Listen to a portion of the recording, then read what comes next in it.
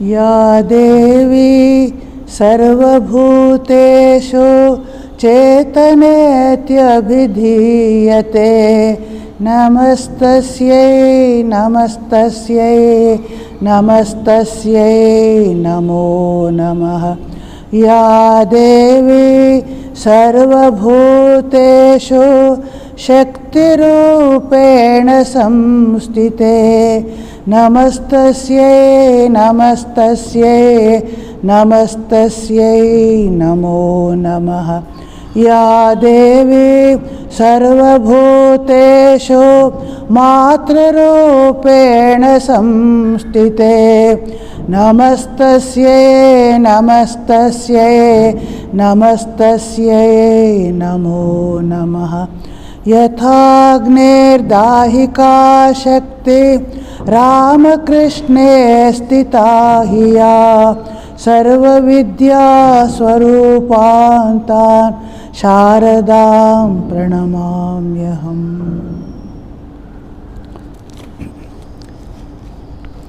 ఈరోజు మనం అర్గళా స్తోత్రం అయిన తర్వాత కీలక స్తవం మొదలు పెడుతున్నాము. ఇది కూడా చండీపాఠం, ఈ దేవి మహాత్మ్యం చదివే ఒక పద్ధతిలో చదవవలసినది.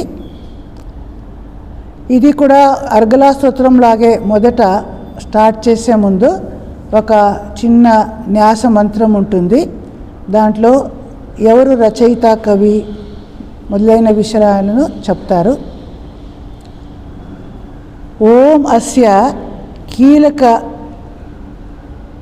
స్తవ మంత్రస్య శివకవిః అనుష్టుప్ ఛందః శ్రీ మహాసరస్వతీ దేవత శ్రీమద్ భగవత్ ప్రీత్యర్థం సప్తశతీ పాఠాంగరూపే వినియోగః.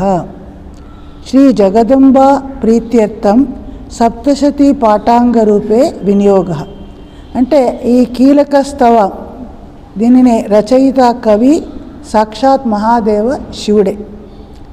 ఇది ఒక ఛందస్సు, ఏదంటే అనుష్టుప్ ఛందస్సు, దాంట్లో రచించబడింది. దీనికి అధిష్టాత్రి దేవత మహాసరస్వతి దేవత. ఇది శ్రీ జగదంబ ప్రీత్యర్థం ఈ చండీపాఠం దాని యొక్క అంగరూపంగా మనం పారాయణ చేయబోతున్నాము అని అర్థం. తర్వాత ఈ కీలక స్తోత్రం మొదలవుతుంది. ఈ కీలక అనే శబ్దానికి అర్థం ఏదైనా విపత్తులు వచ్చినప్పుడు దానిని నివారించడం, కష్టాలు, బాధలు, విపత్తులు, విఘ్నాలు ఏవి వచ్చినా అంత నాశనం చేస్తుంది అని కీలక స్తవం అని ఒక పేరు వచ్చింది. ఇంకో అర్థం కూడా ఉంది. కీలక అంటే చెప్తారు, ఎవరు ఈ సాధన చేసేటప్పుడు నిజమైన అధికారి కాదు అని దానిని కూడా ఒక ఫిల్టర్ చేయడానికి ఈ స్తవాన్ని పెట్టారు. దీనిని చదివినప్పుడే వారు అధికారి అవుతారు.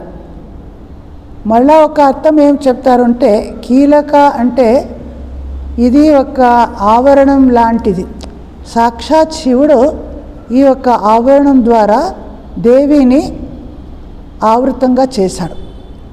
అందువలన ఇది ఒక గుప్తంగా ఉంటుంది. దీనిని మనం పఠించినప్పుడే ఆ ఆవరణం తొలగిపోతే అప్పుడు మనం ఇది చేస్తే అప్పుడు దేవి ప్రసన్నమవుతుంది అని చెప్తారు. మొదట మనం ఈ స్తోత్రాన్ని మొత్తం చదువుదాం, తర్వాత దాని భావార్థాన్ని తెలుసుకుందాం. అథ కీలక స్తోత్రం. ఓం నమశ్చండికాయై. మార్కండేయ ఉవాచ. ఓం విశుద్ధ జ్ఞానదేహాయ త్రివేదే దివ్యచక్షుషే శ్రేయ ప్రాప్తి నిమిత్తాయ నమః సోమార్ధధారిణే. సర్వమేతద్విజానీయాన్ మంత్రాణమపి కీలకం సోపి క్షేమమవాప్నోతి సతతం జప్య తత్పరః. సిద్ధ్యంతుచ్చాటనాదీని కర్మాణి సకలాన్యపి ఏతేన స్తువతాం దేవీం స్తోత్రవృందేన భక్తితః. న మంత్రో నౌషధం తస్య న కించిదపి విద్యతే వినా జప్యేన సిద్ధ్యేతో సర్వముచ్చాటనాదికం సమగ్రాణపి సేత్స్యంతే లోకశంకామిమాం హరః కృత్వా నిమంత్రయామాస సర్వమేవమిదం శుభం స్తోత్రం వై చండికాయాస్తు తచ్చ గుహ్యం చకారసః సమాప్నోతి స పుణ్యేన తాం యథావన్నిమంత్రణాం సోపి క్షేమమవాప్నోతే సర్వమేవ న సంశయః కృష్ణాయాం వా చతుర్దశ్యాం అష్టమ్యాం వా సమాహితః దదాతే ప్రతిగృహ్ణాతే నాన్యతైషా ప్రసేదతే యత్తం రూపేణ కేలేన మహాదేవేన కేలితం యో నిష్కేలాం విదాయేనాం చండీం జపతి నిత్యశః ససిద్ధ సగణసోత గంధర్వో జాయతే ధ్రువం న చైవా పాటవం తస్య భయం క్వాపి న జాయతే నాపమృత్యువశం యాతే మృతే చ మోక్షమాప్నుయాత్ జ్ఞాత్వా ప్రారభ్య కుర్వేత హ్యకుర్వాణో వినశ్యతి తో జ్ఞాత్వైవ సంపూర్ణం ఇదం ప్రారభ్యతే బుధైః సౌభాగ్యాది చ యత్కించిద్ దృశ్యతే లలనాజనే తత్సర్వం తత్ప్రసాదేన తేన జప్యమిదం శుభం శనైస్తో జప్యమానేస్మిన్ స్తోత్రే సంపత్తిరుచ్ఛకైః భవత్యేవ సమగ్రాపే ముక్తమభ్యమేవ తత్ ఐశ్వర్యం తత్ప్రసాదేన సౌభాగ్యారోగ్యమేవ చ శత్రుహాని పరో మోక్ష స్తూయతే సాం న కిం న జనైః చండికాం హృదయేనాపి యస్మరే సతతం నరః హృద్యం కామమవాప్నోతే హృది దేవే సదా వసేత్ అగ్రతో మహాదేవ కృతం కీలకవారణం నిష్కీలం చ తథా కృత్వా పఠితవ్యం సమాహితైః ఇతి శ్రీ భగవత్యా కీలక స్తోత్రం సమాప్తం.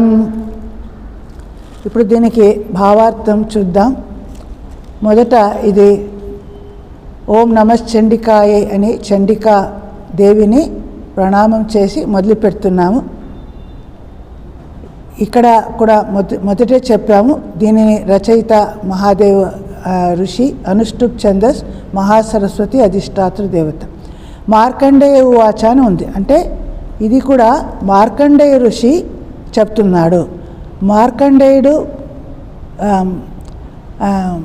చెప్తున్నది ఆయన తన శిష్యగణులకి ఈ స్తవాన్ని చెప్తున్నాడు. దాని గురించి ఇక్కడ చెప్తున్నాం. ఓం మార్కండేయ ఉవాచ విశుద్ధ జ్ఞాన దేహాయ. మొదట ఆ మహాదేవ శివుని గురించి స్తుతిస్తున్నారు. ఎవరి దేహం విశుద్ధ జ్ఞానంతో నిర్మితమైందో అటువంటి దేహం ఆయనది. సాధారణ మనలాంటి రక్తమాంసం కూడిన దేహం కాదు, విశుద్ధ జ్ఞానమయమైన ఆయన దేహం. తర్వాత త్రివేది అంటే 3 వేదాలు, 4 వేదాలు ఉన్న ఈ 4వ అథర్వ వేదానికి ఎక్కువగా ప్రాముఖ్యత ఇవ్వరు, అది తర్వాత వస్తుంది.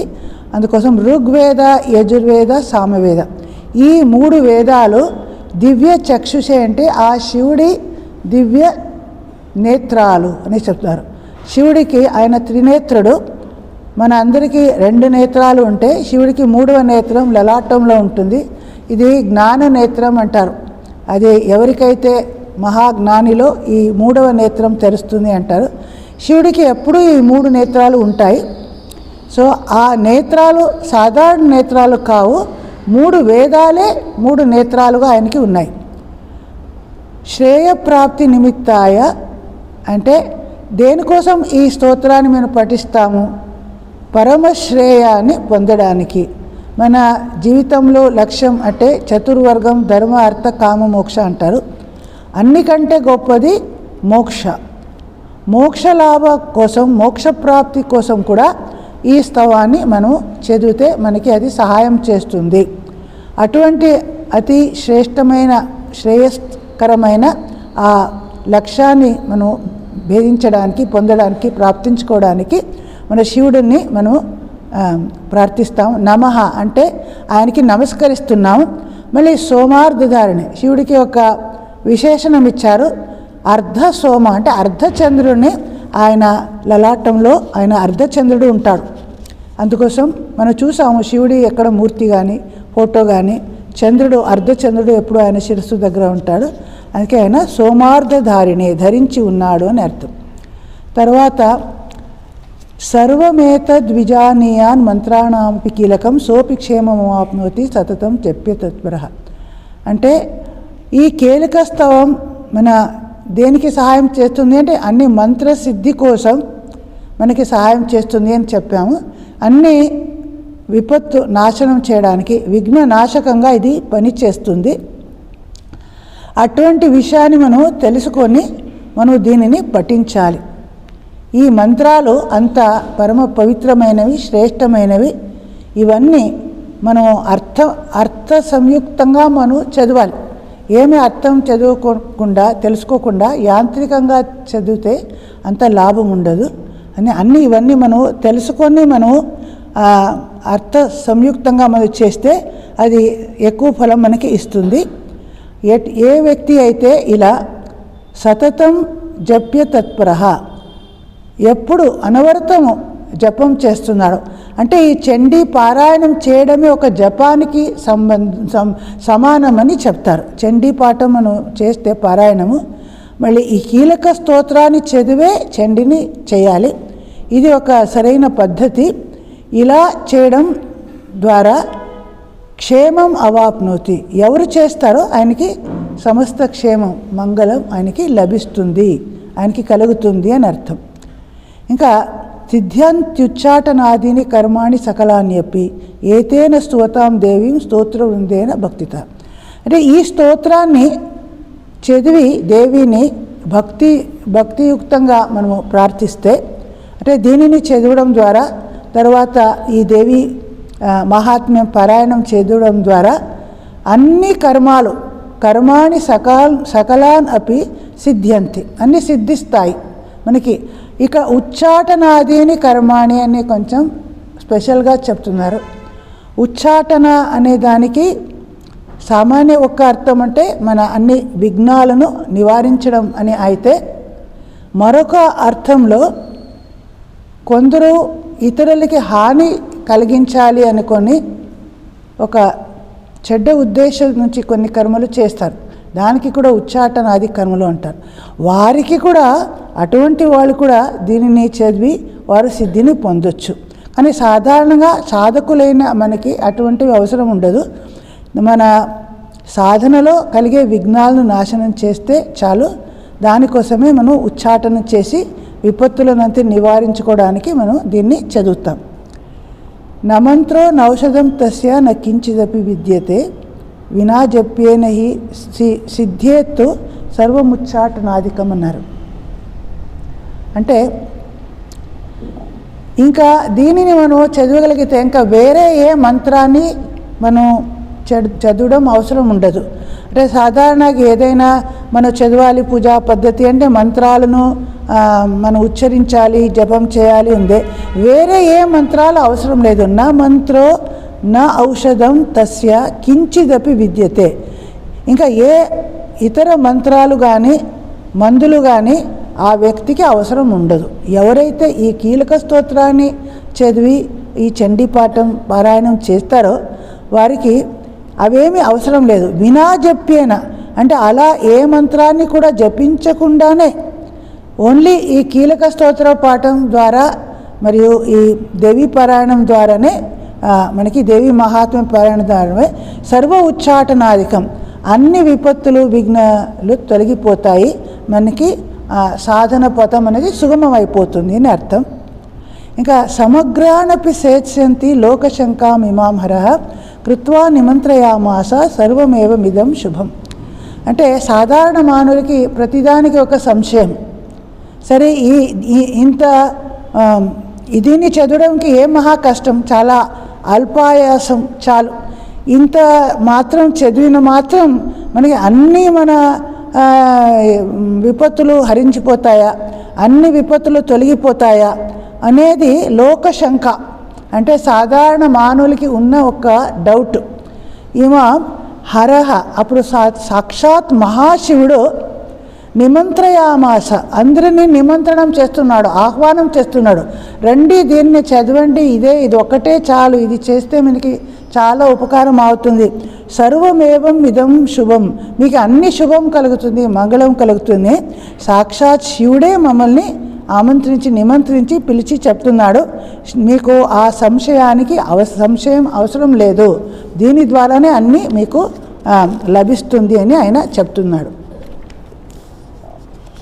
స్తోత్రం వై చండికాయాస్తు తచ్చ గుహ్యం చకారసః సమాప్నోతి స పుణ్యేన తాం యథావన్ నిమంత్రణం. ఈ చండిక యొక్క ఈ స్తోత్రం ఏది ఉందో దానిని సహా అంటే ఇక్కడ సాక్షాత్ శివుడు గుహ్యం చకార అంటే గుప్తంగా పెట్టాడు. అంటే ముందే మీకు చెప్పాను, కీలక స్తవానికి ఇంకో తాత్పర్యం ఏమంటే, శివుడు ఈ స్తవం ద్వారా, ఈ కీలకం ద్వారా చండికాని కీలితం చేశాడు, అంటే వేష్టితం, ఆవృతంగా చేశాడు. ఒక ఆవరణం మధ్య ఉంటే ఆమెని మేము దర్శించలేము, ఆమెని మేము ప్రాప్తించుకోలేము. ఎవరైనా ఈ స్తోత్రాన్ని పఠించినప్పుడు ఆ ఆవరణను నివారించినప్పుడే ఆ దేవి మనకి గోచరిస్తుంది.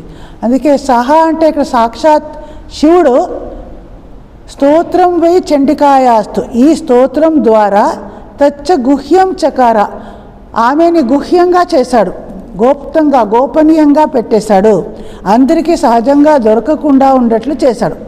అయితే ఉపాయం ఉంది, దీనిని పాఠం చేయాలి, అప్పుడు నివారించి ఆ కవరింగ్ పోతుంది, అప్పుడు అమ్మని మనం దర్శించగలం. సమాప్నోతి స పుణ్యేన తాం యథావన్ నిమంత్రణం. యథావత్ ఎలా చదవాలో అలా ఈ మంత్రాలను చదివితే దాని పుణ్యఫలం వలన మన సిద్ధి లభిస్తుంది, మనం ఆమెను మళ్ళా దర్శించుకోగలము, ఈ ఆటంకం తొలగిపోయి ఆమెను పొందగలుగుతాము. సోపి క్షేమమవాప్నోతి సర్వమేవన సంశయ కృష్ణాయాం వా చతుర్దశ్యాం అష్టం వాం సమాహితః. ఆ వ్యక్తి కూడా క్షేమాన్ని పొందుతాడు. అంటే ఎవరైనా సరే ఈ కీలక స్తోత్రాన్ని పఠించి చండీపారాయణం చేస్తే ఆయనకి సమస్త క్షేమం మంగళం అనేది ఆయనకి కలుగుతుంది. ఆయనకి సర్వం క్షేమం అని మొత్తం క్షేమం అంతా కలుగుతుంది, దీంట్లో ఎటువంటి సంశయము లేదు. దీనిని అంత చేయడానికి కూడా ఒక పర్టిక్యులర్ తిథి ఉంటుంది, ఎప్పుడంటే అప్పుడు చేసినా మనకి ఫలం ఉంటుంది, కానీ ఒక విశేషమైన ప్రత్యేకమైన ఒక సమయం, ఒక పవిత్రమైన సమయంలో చేస్తే మనకి ఎక్కువగా ఫలం లభిస్తుంది. అది ఎప్పుడు అంటే కృష్ణాయాం అంటే కృష్ణపక్షంలో చతుర్దశి లేదా అష్టమి తిథి, ఈ తిథిలలో సమాహిత అంటే సమాహిత చిచ్చుడై, అంటే ఏకాంత మనస్కుడై ఏకాగ్రంతో మనస్సును ఏకాగ్రం చేసి ఈ స్తోత్రాన్ని చదివి దేవి మహాత్మ్యం పఠిస్తే ఆయనకి సమగ్ర సర్వక్షేమము కలుగుతుంది, దాంట్లో సంశయం లేదు. దానికి మంచి సమయం, దేవీ పూజకి ఒక మంచి సమయం అంటే ఇది కృష్ణపక్షంలో మళ్ళీ చతుర్దశి లేదా ఈ అష్టమి తిథి అని చెప్తున్నారు. కృష్ణపక్షంలో ఈ రెండు తిథి చాలా మంచిది అని.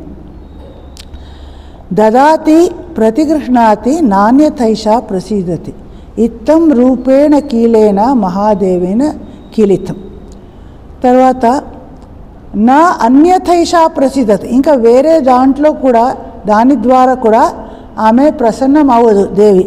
అలా ఏం చేస్తే ఆమె ప్రసన్నం అవుతుంది, ఎలా చేస్తే ఆమె కృప మనకి లభిస్తుందంటే దదాతి ప్రతిగృహ్ణాతి అంటే మన దగ్గర మనకి వచ్చిన సంపద, మన దగ్గర ఏం మంచివి ఉన్నాయో అవంతా దేవి కృపతోనే మనకి లభించింది. సో ఆమె మాకిచ్చింది కాబట్టి దేనినైనా మొదట ఆమెకి సమర్పణం చేయాలి. దదాతి అంటే ఆమె వరంలాగే దాన్ని మళ్ళీ తీసుకోవాలంట. మనమే దానిని ఇష్టం వందస్లో అనుభవిస్తే ఇన్ని సుఖాలు భోగభోగ్యాలు నాకు లభించింది నా వలనే వచ్చింది అని ఒక అహంకారం కాదు, అన్ని దేవి కృపతో వచ్చింది కాబట్టి అన్నీ ఆమెకి సమర్పించి ఆమె కృప ద్వారా మరలా అది నాకు ఇస్తుంది. అప్పుడు దానిని ప్రతిగ్రహణం చేస్తాం. అలా చేసినప్పుడే ఆమె ప్రసన్నమవుతుంది. నా అన్యతైషా ప్రసిద్ధతే, ఇంకా వేరే విధంగా చేస్తే ఆమె ప్రసన్నమవ్వదు అని అర్థం. ఇత్తం రూపేణ కీలేన ఇలా మహాదేవ్ సాక్షాత్ మహాదేవ్ శివుడే ఇలా ఆమె యొక్క ఈ కీలేన కీలితం అంటే చెప్పాను కదా, ఈ కీలక స్తోత్రం ద్వారా ఆమెను ఆవృతంగా చేసి పెట్టాడు అని అర్థం. కీలితం అంటే వేష్టన అంటారు, ఒక కవరింగ్ అని. అలా ఆమెని కవర్ చేసి పెట్టాడు అని చెప్తున్నారు. అందువలన ఇలా మనం చేయవలసింది ఇలాగే ఉంటుంది. అంటే ఆమె ఇచ్చినది అన్నీ ఆమెకు సమర్పించి మనం అనుభవించాలి అంతే. యో నిష్కీలాం విధాయైనాం చండీం జపతి నిత్యశః ససిద్ధ సగణ సోత గంధర్వో జాయతే ధ్రువం. యహ అంటే ఎవరైతే నిష్కీలం అంటే ఇలా ఆ ఆవరణాన్ని తొలగించినప్పుడు ఆమె నిష్కీలం అవుతుంది. అంటే కీలితం అంటే ఆమె కవర్ అయిపోయింది. అందరూ సహజంగా ఆమెను దర్శించలేరు, అలా స్థితిలో ఉంటుంది. ఆమెను నిష్కీలం చేయాలంటే ఆ కవరింగ్ తొలగించాలి. ఎలా అంటే ఈ కీలక స్తోత్రాన్ని పఠించి తర్వాత మనం ఒక క్రమ ప్రకారంలో మనం చండీపాఠం చేయాలి. ఇలా చేసినప్పుడు నిష్కీలాం విధాయైన ఈ విధంతోనే చండీని నిత్యశ అంటే ప్రతినిత్యము ప్రతిరోజు జపం చేస్తే, చండీపాఠం చేస్తే, చండీపాఠం అంటేనే దేవీ సూక్తం జపేత్ అంటారు. ఈ దేవీ సూక్తం చండీపాఠం ఇది జపం చేసినట్లే, ఇది పూజా పద్ధతి అని అనుకోవాలి. ఊరికే ఒక పారాయణం ఏదో మంత్రాన్ని చదువుతామని కాదు, ప్రతి ఒక్క మంత్రము ఇక్కడ చాలా ఆహుతి మంత్రాలు దేవిని ప్రసన్నం చేస్తాయి. కాబట్టి ఇది జపం చేస్తే మనకి చాలా మంచిది జరుగుతుంది. అటువంటి వాళ్ళకి ఎటువంటి లాభం జరుగుతుంది అని కూడా చెప్తున్నారు. ఎందుకంటే సాధారణ మనుషులు ఎందుకు ఏదైనా మంచి పని చేస్తారు, దానికి ఫలం ఏముంది అని మొదట చూస్తాం. మన అందరూ ఇలా యూటిలిటేరియన్ నేచర్ అంటారు. ఏం యూటిలిటీ ఉంది తెలిస్తే ఆ పని చేస్తాం, ఏమి లాభం లేదని మనం చేయము. ఫస్టే మనకు చెప్పాలి, ఇది చేస్తే నీకు ఈ లాభం వస్తుంది, అంతేగా చేయకుండా ఉంటే నీకు ఇలా నష్టపోతావు, అలాగ చెప్తే ఇంకా భయపడి మనం అన్నీ చేస్తాము. ఇక్కడ నాకు ఒక విషయం గుర్తుకు వస్తుంది. తురియానందజీ దగ్గర ఒక మహారాజు ఆయన అంటారు, ఈ గంగా స్నానం ఇవంతా చేయడం ద్వారా ఏం మహాలాభం ఉంది. ఈ సాధారణ అంత నీళ్ళు ఎలా ఉంటుంది, డర్టీగా ఉంటుంది. ఆ నీళ్ళు స్నానం చేయడం ఏమి ముట్టుకోవడం కూడా ఇష్టం అవ్వదు, ఇంకా తాగడం దూరం అని నిందిస్తే ఆయన అంటారు, అలా కాదు, అలా గంగా బ్రహ్మవారిని గురుమహారాజ్ చెప్పారు, గంగా స్నానం ద్వారా చాలా ఫలితం ఉంటుంది. అయితే ఇంకొక కారణం కూడా ఉంది, మన ఋషులు మునులు ఇలా గంగా స్నానం చేయడం ద్వారా ఇలా లాభం దొరుకుతుంది అని చెప్తే అందరూ గంగా స్నానం చేస్తారు, మీ పాపాలు తొలగిపోతాయి.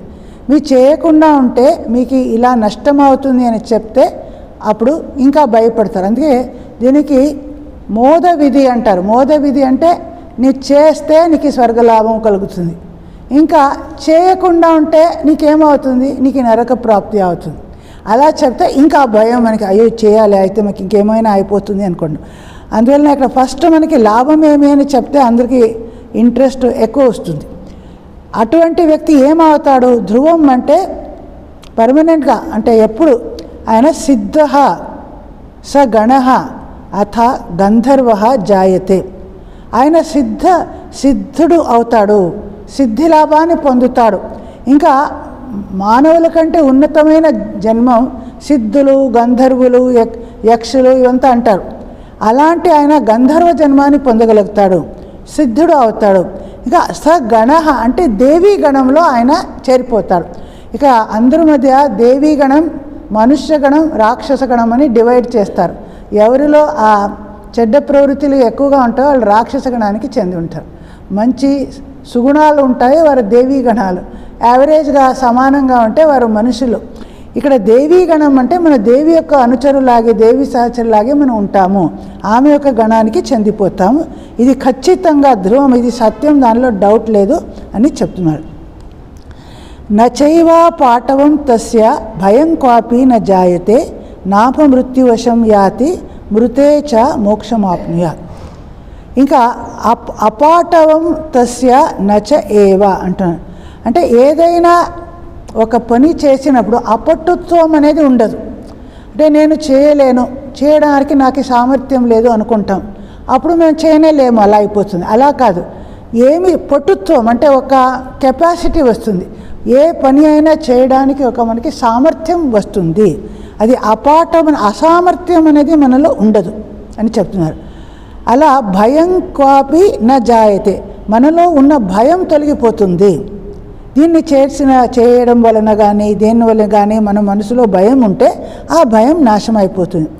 అపమృత్యుం న యాతి, అంటే దీనిని చదివిన వాడు యాక్సిడెంటల్గా అలా చనిపోడు అంటారు. న్యాచురల్గా వారికి ఏముందో దైవదత్తమైన ఆయుని మొత్తం వారు గడిపి తర్వాత ఒక సహజంగా న్యాచురల్గా వారి మృత్యు వస్తుంది. కానీ ఇలా ఏదో బస్ యాక్సిడెంటు, రైలు యాక్సిడెంటు, ఇంకా ఎక్కడో రాష్ట్రాలు ఏమైపోయి పడిపోయి అలా ఏదో అకాలంలో మృత్యు ఇవంతా వారికి కలగదు. అందుకే చాలామంది ఎంత విశ్వాసం అంటే ఎక్కడైనా బయట వెళ్ళే ముందు ఈ దేవీ కవచము, ఈ కీలక స్తోత్రం, అర్గళా స్తోత్రం చదివి వెళ్తారు. ప్రతిరోజు చదవడం హ్యాబిట్ చేసుకుంటారు. ఇంకా 4 స్తోత్రాలు వస్తాయి తర్వాత అవి చదవడం. దీని ద్వారా మనకి రాష్ట్రాల్లో ఇంకేమి ఎక్కడ విఘ్నాలు కలగకుండా మనం సరిగా వాపసు వస్తామని అనుకుంటారు. సో అపమృత్యు వశం, వారు అపమృత్యుకి వశం అవ్వరు. మృతేచ, మరణించిన తరువాత కూడా మోక్షం ఆప్నుయాత్, వారికి మోక్షం కలుగుతుంది అని చెప్తున్నారు. వారి మోక్ష లాభం కలుగుతుంది. అందువలన ఇలా మనకి లాభం ఉంది అని మనకి చెప్తున్నారు. దీన్ని చదవడం వలన లాభం ఏమి అని చెప్పారు. మన విఘ్నాలు అంతా తొలగిపోతుంది, మనకి ప్రాప్తి, శ్రేయస్సు ప్రాప్తిస్తుంది, సిద్ధి కలుగుతుంది, ఇవంతా జరుగుతుంది. మంచి జన్మం కూడా మనకి వస్తుంది. జ్ఞాత్వా ప్రారభ్య కుర్వీత శకుర్వాణో వినశ్యతి తతో జ్ఞాత్వైవ సంపూర్ణం ఇదం ప్రారభ్యతే బుధైహి. జ్ఞాత్వా ప్రారభ్య అంటే దేనినైనా అర్థం చేసుకొని ప్రారంభించాలి. జ్ఞాత్వా ప్రారభ్య కుర్వీత అంటే అర్థం చేసుకోకుండా ఊరికే చదివితే, ఒక యాంత్రికంగా చదివితే ఎక్కువ ఏం లాభం ఉండదు మనకి. అది ఒక మెకానికల్ పని అవుతుంది. అదే ఏదైనా జపం చేసినప్పుడు అర్థభావనతో జపం చెయ్యి అంటారు. అర్థం అన్ని మీనింగ్ ఆలోచించి చేస్తే మనకి ఎక్కువ లాభం ఉంటుంది. సో జ్ఞాత్వా ప్రారభ్య కుర్వీత అంటే తెలుసుకొని, ఇవన్నీ తెలుసుకొని మనం ప్రారంభించాలి. అకుర్వాణం వినిశ్యతి, అలా చేయకుండా అర్థం చేసుకోకుండా ఎలాగెలాగో చదివామనుకునే పద్ధతి లేకుండా అలా చదివితే నాశనం అయిపోతాము, మనకి నాశనం కలుగుతుంది. తతో అందువలన జ్ఞాత్వా ఏవ సంపూర్ణం ఇదం ప్రారభ్యతే బుధైహి. బుధులు అంటే జ్ఞానిలు, బుద్ధిమంతులు. వారు జ్ఞాత్వా ఏవ తెలుసుకొనే, అర్థం తెలుసుకొనే దీనిని ప్రారంభించాలి, చదవడం మొదలుపెట్టాలి అని అర్థం. సౌభాగ్యాది చ యత్కించిత్ దృశ్యతే లలనాజనే తత్సర్వం తత్ప్రసాదేన తేన జప్యమిదం శుభం. మళ్ళీ ఇంకా ఏం లాభం అవుతుంది? సౌభాగ్యాది, లలనాజనే అంటే మహిళలు, నారీలు వారి జీవితంలో ఎటువంటి సౌభాగ్యాలు కలుగుతాయో, యత్కించిత్ అంటే ఏమైనా సౌభాగ్యాలు కలిగేవి ఉంటే అవన్నీ ఈ చండీ పాఠం చేయడం వలన వారికి కలుగుతుంది అని చెప్తున్నారు. యత్కించిత్ సౌభాగ్యాది దృశ్యతే, మహిళల్లో ఏమైనా సౌభాగ్యాలు మనకి కనిపిస్తున్నాయే వాళ్ళు, అవన్నీ అది ఈ చండీ పారాయణం ద్వారా వారికి లభిస్తుంది, సహజంగా లభిస్తుంది. తత్సర్వం తత్ప్రసాదేన, ఈ అన్నీ ఈ సమస్త సౌభాగ్యాలు అన్నీ ఏమేమి కోరుకుంటారో, వారికి ఏమేమి సౌభాగ్యాలు కావాలనుకుంటారో వారందరూ ఆమె ప్రసాదం, ఆమె కృప ద్వారా అది తేన జప్యమిదం శుభం. జపం చేసినప్పుడు ఈ కీలక స్థావాన్ని జపించడం, చండీ పారాయణం చేయడం, దీని ద్వారా శుభం కలుగుతుంది, అన్ని మంచిది జరుగుతుంది అని. శనైష్ట జప్యమానే అస్మిన్ స్తోత్రే సంపత్తి రుచకై భవత్యేవ సమగ్రాపి తత ప్రారభ్యమేవ తత్ అంటారు. శనై అంటే నిదానంగా చదవడం, అంటే చదవడంలో కూడా ఒక కరెక్ట్ పేస్ ఉండాలి. మన చండీ పాఠం చేయడానికి ఒక పద్ధతి ఉంది. చాలా నిదానంగా చదివినా ఎక్కువ లాభం ఉండదు, చాలా స్పీడ్గా చదివినా లాభం ఉండదు. చాలా మెల్లిగా మనసులోనే చదువుకుంటేనే అంత లాభం లేదు, చాలా గట్టిగా చదివితేనూ అంత అవదు. ఇక శనైష్టు జప్యమానే అంటే చాలా నిదానంగా మెల్లిగా చదివితే లాభం లేదు అని చెప్పము, కానీ తక్కువ లాభం ఉంటుంది.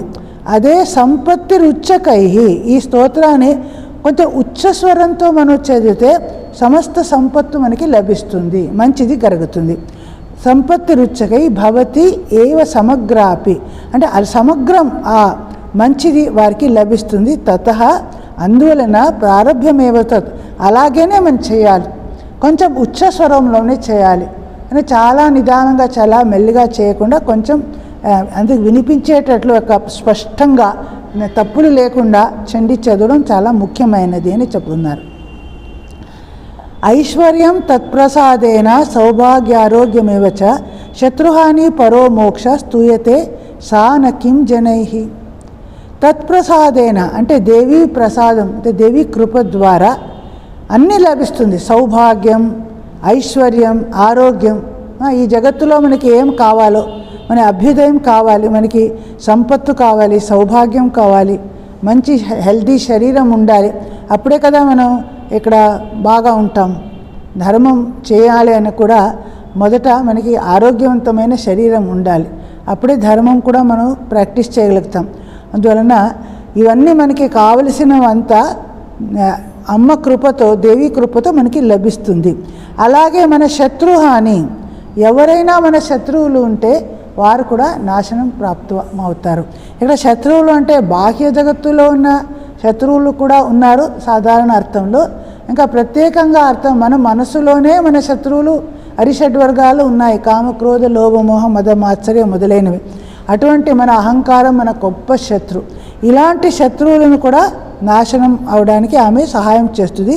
పరో మోక్ష అంటే శ్రేష్టమైన, ఉత్కృష్టమైన, హయ్యెస్ట్ ఆ మోక్ష ప్రాప్తి ఆమె ద్వారా కలుగుతుంది.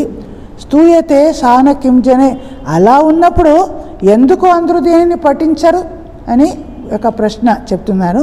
అంటే ఇన్ని లాభాలు కలుగుతుంది అని తెలిస్తే అందరూ ఖచ్చితంగా ఇది చదువుతారు, చదివే తీరుతారు అని చెప్తున్నారు.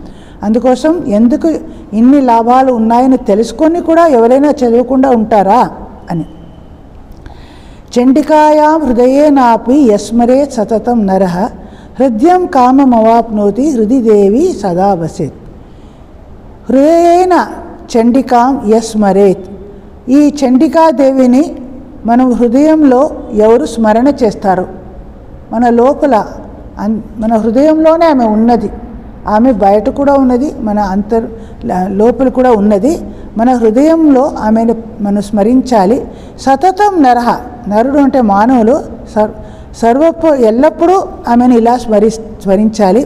అప్పుడు ఏమవుతుంది, హృదయంలో ఆమెను ధ్యానం చేస్తే, ఎప్పుడు ధ్యానం అంటే మన హృదయం అనేది మన సెంట్రల్ పాయింట్ అంటాం, అనాహత చక్రం ఉంది, ఇక్కడ కాన్సన్ట్రేషన్ ఏకాగ్రం చేయడం చాలా మంచిది అని యోగిల అభిప్రాయం.